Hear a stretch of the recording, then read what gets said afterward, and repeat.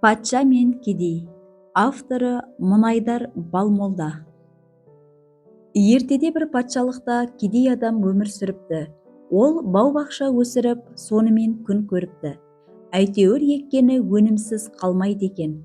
Баспанасы шағын, төбесінде шатыры жоқ, қарапайым аласа келген там. Кедейдің оқу-тоқуы жоқ. Сондықтан да қанша қаласа да мешітке бара алмайды. Мешіт патша тұратын шаһарда орналасқан. Баруына да болар еді-ау, алайда үстімде іліп алар жөнді киімім де жоқ. Маған шаһар жұрты күліп жүрер деп қозғала қалмайды. Және оның бұл күмәні рас. Патшаның соңғы пәрмені бойынша қалаға күтімсіз адамдарды кіргізбейді. Қала қақпасының алдында күзетшілер тұр. Олар маңайдағы ауылдардан ағылатын адамдарды қатаң тексеріп, сосын ғана ішке жібереді. Мұны естіген кедейдің мешітке барсам деген соңғы үміті де үзілген. Не дұға, намаз, жұрт ұстап жатқан ораза мен өзге де діни амал әрекеттен марқұм қалған кедей қатты ойланады. Ақыры ойлай келіп, ол бір тоқтамға келеді. Осы ғой мені жасаған Аллам, ас сусыз қалдырған емес. Қанша кедей болайын, әйтеуір бақшамнан өнім аламын, оны сатып үй ішімді асыраймын. Тіпті өзім сияқтыларға кейде қол ұшымды да беріп жатамын. Маған осындай мырзалық жасап отырған Құдайыма мен не істедім? Төкте, масқара, мұны ешкім естімесін. Мен оған өзімнің шүкірлігімді, ризашылығымды қалай білдірсем болар? Не қылсам екен? Содан ол кедей үйінің төбесіне алуан түрлі гүл өсіреді. Әсіресе қан қызыл түсті, кіршіксіз, мақтадай реңді раушан гүлдері көз тартады. Көктем туып жаз шыққаннан күздің суығы қатайғанша кедей шаруаның баспанасының төбесі гүл дестеден жайнап тұрады. Ауылдастары кедейден Қытай халқы жер жоқтықтан үйінің төбесіне де егіске пайдаланады деп естуші едік. Сен де сол қытайларша іске көшкенсің бе? Құдайдың жері жетпей ме? Бұның не? Өзің өлейін деп жүріп, күнде жаман үйіңнің төбесіне шығып түсуден шаршамайды екенсің. Бір күні құлап, мойның үзіліп өлесің ғой бейшара деп келекелейді. Оларға кедей ләм деп жауап қатпайды. Себебі өз есебі өзінде.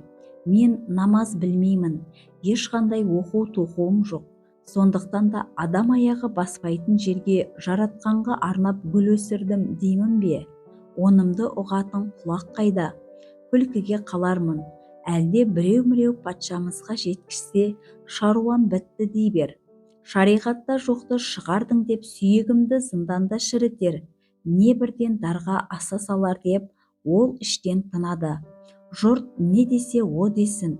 Мен Құдайым бұл істің ақиқатын өзің ғана білесің емес пе деп, мен жаман үйімнің төбесіне тек сен үшін, сенің ризалығыңды алу үшін ғана әдемі гүл жазира жасадым. Басқасы маған қандай соққан? Күндерден күн, айлардан ай өтіп, жұрт та кедейдің бұл өзге ісін ұмыта бастайды. Себебі олардың да ісі оңға басып, баққан малы егіс туып, еккен егісі мол өнім беріп, жиі болып тұратын қуаңшылықты жұтты ұмытады. Бәрі де өзінше бақытты. Патшалықтың орталығы сәулетті шаһар сол кезде діни және ғылыми ортаның да ұйытқысы саналады. Онда басындағы шалмасы биік небір оқымыстылар өмір сүреді. Патша да дін мен ғылымға көңіл бөледі. Ондағы мақсаты өзі жайлы артына ізгі әңгіме, естелік қалдыру болса керек. Аспан денелерін зерттейтін бір ғалымы бірде патшаға келіп, обсерваториядан көкті зерттеу барынша нәтиже беріп келеді.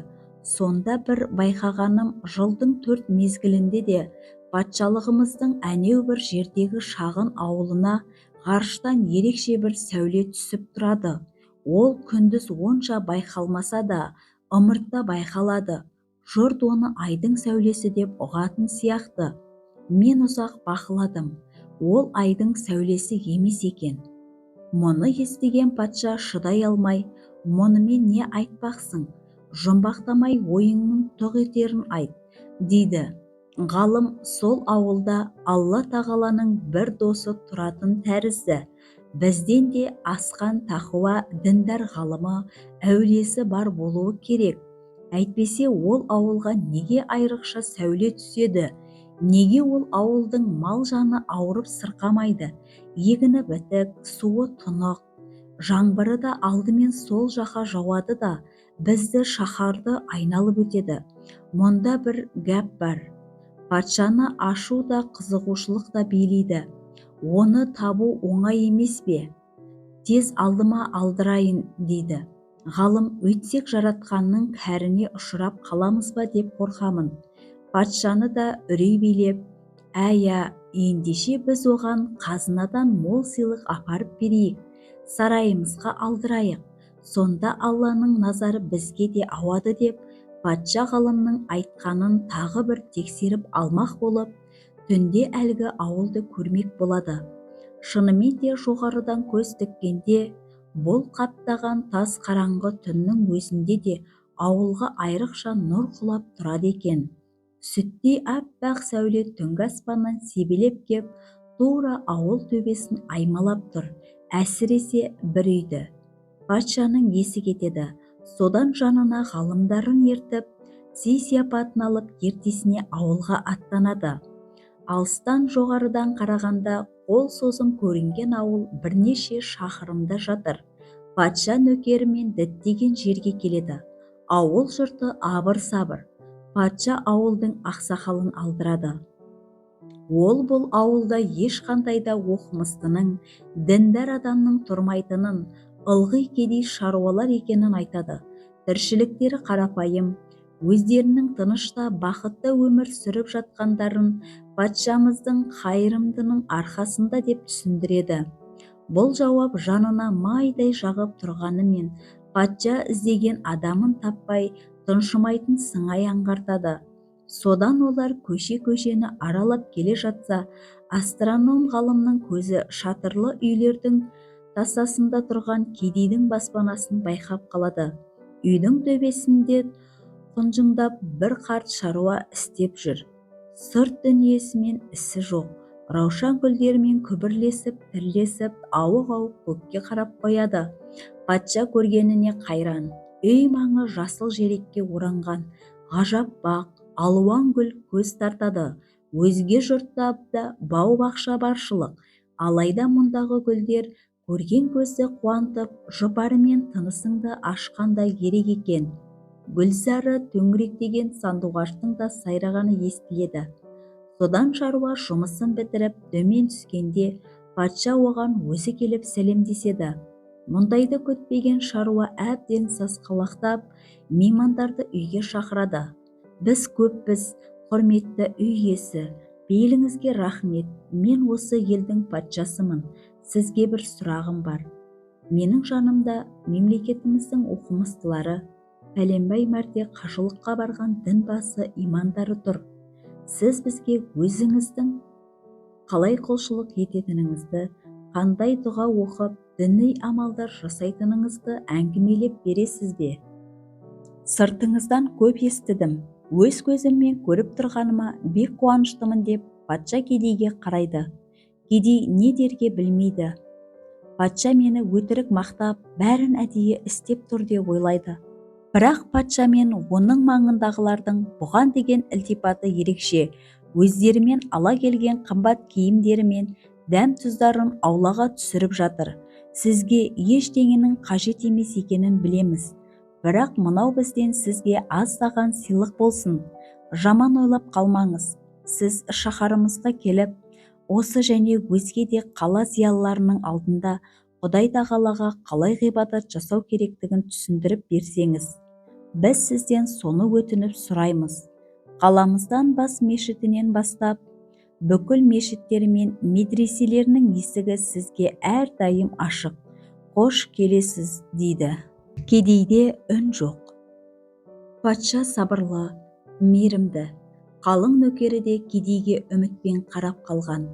Ақыры бірдеңе деу керектігін ұққан кедей байғұс, мен о тақсыр, мен шынымды айтсам наданмын, сауатсызбын.